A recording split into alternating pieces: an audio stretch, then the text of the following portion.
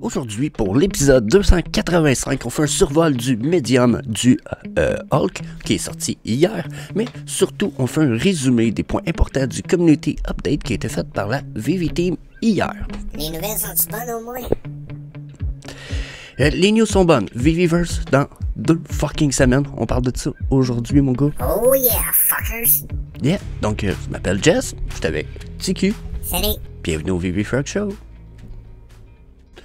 Donc, pour ce qui est du Hulk, déjà, on a eu beaucoup de gens qui se sont plaints de la qualité du Hulk. Moi, j'ai dit, d'après moi, la qualité qu'on voit là en ce moment sur l'image provenait beaucoup du fait que le bonhomme doit être animated.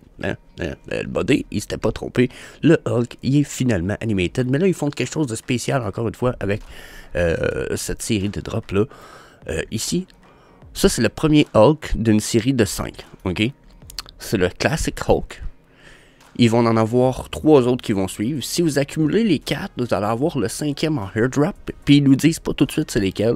Ils nous laissent même un peu guesser, ça va être lesquels les suivants. Donc, jusqu'à un certain point, je trouve ça intéressant. Le animated, regardez, là, je l'ai toujours dit, sont affreux les animations quand ils les mettent sur Medium, quand ils nous montrent des photos. J'ai pas réussi à aller sur la VV Apps. On dirait que l'application, l'animation ne marche pas encore sur l'application. Mais personnellement, je regardais ça, j'étais comme tabarnak. Le son en plus qui vient avec ça, là on l'entend pas ici présentement, mais le son, je l'ai entendu sur un des vidéos de Kyle Wilson hier. Le son est crissement amazing. Le son est vraiment bon dans la vidéo, dans l'animation. Donc, I like it, pour vrai. Puis, il y en a qui ont comparé à PlayStation 1. Puis je n'ai parlé avec un gars, puis il a montré des trophées de GameCube, de PlayStation. De GameCube, je veux dire, des trophées. Puis il m'a dit, les trophées GameCube, t'es plus beau que ça. Puis sur le coup, j'ai vu les trophées, j'étais comme, ouais, ok, c'est un beau modèle 3D. C'est vrai que le modèle semblait très beau, mais j'étais allé voir PlayStation 1 GameCube, là. Ça, c'est un Hulk du GameCube qui a été boosté 4K. Genre, il est sur un émulateur qui fournit du 4K de qualité d'image là, pour le Hulk, qui est un émulateur de GameCube. Donc là, la qualité pas là. Genre, puis, regardez, là, ça ici, là, ça c'est du Hulk sur le PlayStation 2. Je veux dire, si ça c'est Hulk PlayStation 2, puis que les gens le comparent à ça, je veux dire,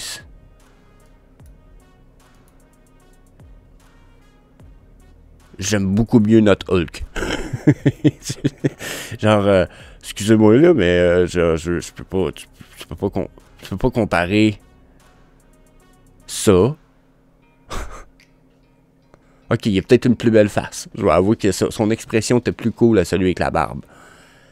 Mais l'image est pas tant mieux là. Ah ben non. C'est pas des affaires de ouf là, ok? Donc, personnellement, quand je vois ça, je suis pas mécontent. Pas mécontent pantoute. Je l'aime beaucoup. Je le trouve un peu cher personnellement. Probablement que si j'en veux un, je vais attendre après le drop pour en accumuler un. Probablement sous le prix du drop. Parce que probablement qu'il va y avoir des fucking bots. Ça, je pense qu'on s'en passera pas. Malgré le fait que Vivi va essayer principalement de tranquillement bloquer certaines choses. Comme là, on va parler de la waitlist tranquillement, pas vite, dans la vidéo tantôt. Dans la waitlist, il inclut le fait que d'inclure ceux qui participent à la waitlist, juste ceux qui ont fait le KYC. Donc, bientôt, on va avoir genre ceux qui vont participer au drop vont devoir avoir KYC de fait pour ça. Donc là, bon, je pense que ça amène un bon petit avantage que le KYC soit reporté un peu plus loin dans l'application, mais qu'on ait quand même moyen de bloquer un peu les bots. Donc, ensuite, il nous disait quoi? Bon, version 4400, ok. 4400, c'est pas beaucoup. Pour 50 gems, je trouve que j'aurais aimé mieux 30-40 gems. Mais après, je pense que c'est légitime vu le peu nombre de drops. Peut-être qu'il faut qu'il fasse de l'argent pareil. Donc, yeah. Aucune critique à faire. Moi, je suis bullish. Je comprends pas ceux qui se plaignent pour le Hulk. Ça reste un fucking first appearance. Sur Secondary Market, il tombe à 20-24 gems. Ça va être un esti de bon deal. Animated en plus, first appearance. Moi, je pense qu'en plus, on a le potentiel d'avoir différents Hulk vraiment nice. Surtout que là, ils disaient ils vont en avoir 5. Moi, je les connais pas tous, les Hulk. Mais si je vais faire fouiller le rouge, celui avec la barbe juste ici, je suis pas mal sûr qu'on va avoir ça. Il y a le rouge qui est juste là, ici. Ça aussi, pas mal sûr que c'est un des Hulk qu'on va avoir. Celui qu'on a là avec le casse, Puis je vous dirais, j'hésite si on va avoir lui avec le casque ou on va avoir le Hulk intelligent avec les lunettes, là, je sais pas. Je l'ai pas ici en image, là. Mais il y en a un Hulk avec des lunettes qui fait un peu intello. J'ai l'impression que c'est celui qu'on pourra avoir. Probablement le Hulk bleu que vous voyez ici. Boum. Juste là. Donc. Lui aussi, je pense très possible qu'on aille. Donc le bleu, le rouge, le barbu. Donc je pense que c'est les prochains, là. Bleu, rouge, barbu. Je pense que c'est nos... ouais, si je fais ça ici. Ouais. Je pense que c'est les 3 prochains qui vont faire qu'on va probablement en avoir un dernier. Je ne sais pas lequel. Peut-être celui avec les lunettes ou quoi que ce soit. Celui avec les lunettes est ici. Tu sais, le Bruce Banner Intello. Donc, yeah, je pense que ça, c'est ce qu'on va avoir pour le Hulk. Mais là, that's it. That's all. J'ai assez radoté de ça. On va le voir. Community update d'hier qui est fucking bullish. VVverse, motherfuckers. So, yeah, that's it. On switch right away.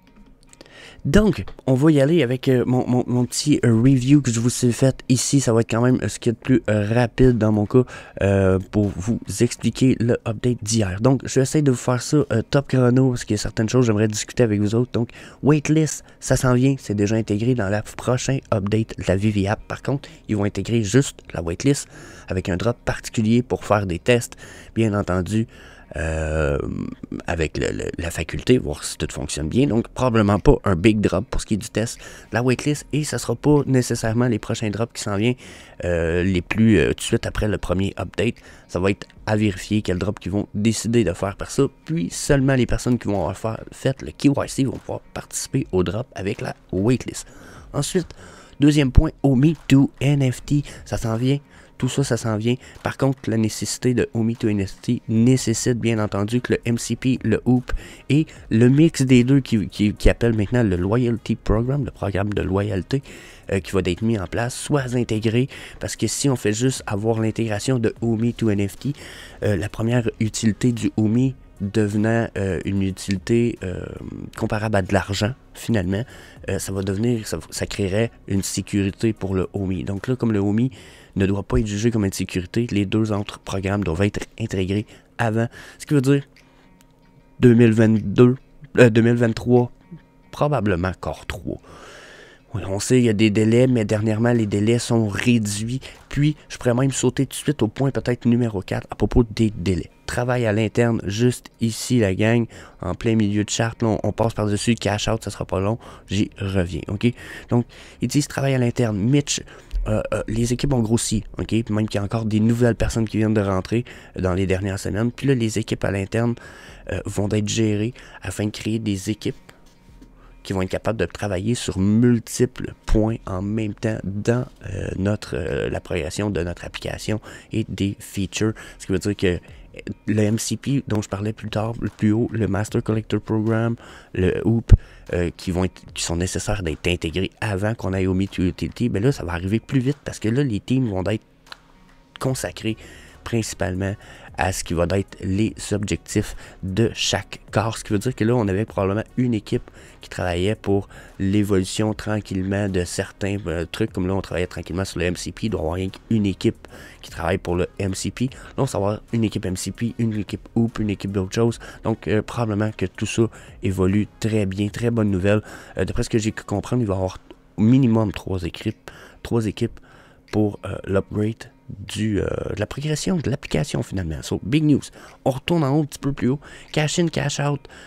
Wire a fait une pause pour ce qui est du cash out de ses... on peut plus cash out à cause de Wire parce qu'ils sont en train d'intégrer des nouveaux partenaires qui vont leur permettre probablement de faire des cash-in et des cash-out plus gros pour nous avec la Vivi App. Donc, ils se retrouvent à intégrer des nouveaux partenaires. Ça va permettre de nouvelles utilités par Wire. Par contre, Vivi Team a dit, vu que ceci arrive puis que ça a été parlé dans le passé, on est en train de regarder pour un ou d'autres providers. Ce qui veut dire que dans le futur, vous allez vouloir cash-out, vous allez avoir le choix probablement entre Wire, MoonPay, d'autres choses dans ce style-là pour pouvoir cash-in ou cash-out votre monnaie puis vos ventes sur la Vivi App. Ensuite, on saute aux ventes OTC, donc les ventes over the counter, sous le comptoir un peu, qui ont été faites en louche avec Danny the Bull. Ils ont dit que là, dans le futur, les ventes OTC vont sûrement se passer très différemment. Ils ont vu ce qui s'est passé, ils ont vu les précédents que ça a créé. Ils ont compris, là. Ils ont compris. Je vous dirais même que toute la communauté update, là, on a l'impression là, qu'ils ont compris sur un échantant qu'ils l'avaient échappé. Moi, c'est l'expression que j'ai utilisée dernièrement. Ils ont échappé la balle, là. La balle, c'est notre confiance, là. Puis ils sont chanceux parce que je pense qu'ils n'ont pas encore brisé cette balle-là. Ils se sont rendus compte qu'ils l'ont échappé. Là, ils sont en train de dire... Ce qu'ils nous ont dit hier, finalement, c'est... On a compris. On va mettre bouchée triple. On va s'y remettre. Ça s'en vient. Ils ont même parlé interopérabilité. Ça, là-dessus, j'ai été surpris qu'ils embarquent direct dans le sujet. Mitch, et boum. Puis Mitch a parlé de quoi de super huge que j'ai parlé souvent sur la chaîne dans les dernières semaines. C'est le partenariat entre Immutable X et Polygon avec leur ZK-VM qui se trouve être un upgrade pour la blockchain, leurs services, les NFT, et etc. Ça va permettre entre les deux blockchains Immutable X et Polygon, une espèce d'interopérabilité entre toutes les applications que là-dessus. Donc, éventuellement, on a possibilité d'avoir de l'interopérabilité, sauf qu'on ne l'appellera pas comme ça parce que c'est pas exactement ça. Interopérabilité, généralement, c'est la possibilité de pouvoir transférer de un à l'autre.